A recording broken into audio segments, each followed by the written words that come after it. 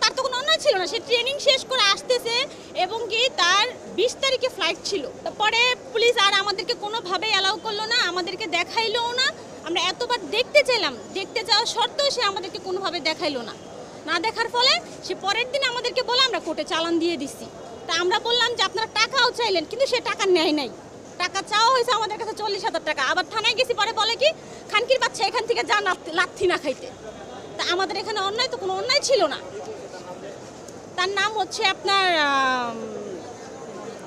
Mosharraf, ID কার্ডে ছিল সে SI নাকি সেটা জানি না, কিন্তু এখানে একটা ব্যাচ ছিল, ব্যাচে তার নাম লেখা ছিল মোশারফ। খেয়াল করে তাকে আমরা জিজ্ঞেস করছি যে এখানে আপনারা কেন ধরে নিলেন বা কি আসে এই বিষয়। সে বলে সে গ্যাঞ্জামের ভিতরে ছিল। সে যে গ্যাঞ্জামের ভিতরে ছিল, যখন 1টা 6 তাকে আমরা ফোন দিছি, সে শুধু বললো চারদিকে শুধু ধোঁয়া, আমি কিছু চোখে দেখতেছি না, মানুষ যারাই পাইতেছে তারাই নাকি গুলি করতেছে। এটা শোনার সঙ্গে সঙ্গে কিন্তু আমরা গাজীপুর থেকে রওনা হয়েছি রিক্সা নিয়ে, ওনাকে আমরা নিয়ে আসবো। সে নাকি ওইখানে দাঁড়াই ছিল, থানার সামনে দিয়ে আসতেছিল গোলাগুলি দেখে থানার সামনে সে দাঁড়াই ছিল, যে থানার সামনে দিয়ে গেলে আমি হয়তো বা সেফলি যেতে পারবো। সে এইটা ভেবে সে আসতেছিল, এর মধ্যে তাকে অ্যারেস্ট করে ফেলছে। তখন আমি পুলিশকে যখন বলছি যে আমার হাজব্যান্ডকে দেখতে দেন, বা ওর হাতে পাসপোর্ট ছিল, তারপর সে জর্ডান যাবে, জর্ডান সে গার্মেন্টসে যাবে, 20 তারিখে সে জর্ডান যাবে, কিন্তু তাকে 18 তারিখে অ্যারেস্ট করা হয়েছে। তারপর সে জর্ডান যাবে, তাকে ওইখানে তো সব জর্ডানের যত কাগজপত্র যা ছিল সব, ভিসার কাগজ, তারপরে আপনার টিকিট, এগুলো সবই তার কাছে ছিল।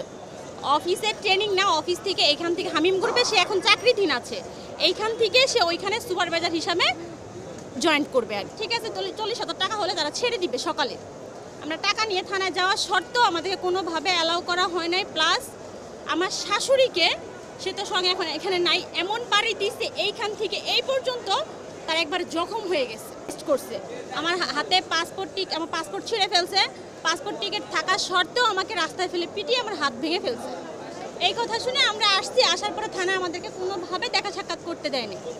উত্তরা পূর্ব থানা।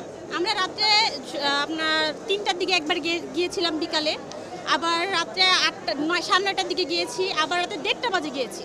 যাওয়ার পর তারা কোনোভাবে দেখা সাক্ষাৎ করতে দেয় না, আবার বলছে 40,000 টাকা নিয়ে থানায় যাওয়ার জন্য।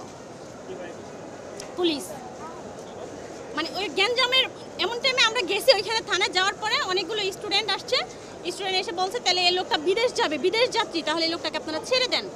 এই মুহূর্তেই কে বা কারা জানি ইট পাটকেল ঢিলা মারছে, ঢিলা মারার পরে সে আমার শাশুড়ির বাড়ি মারছে, বাড়িতে আমার শাশুড়ির এই পাশে পর্যন্ত লাগছে পুলিশ।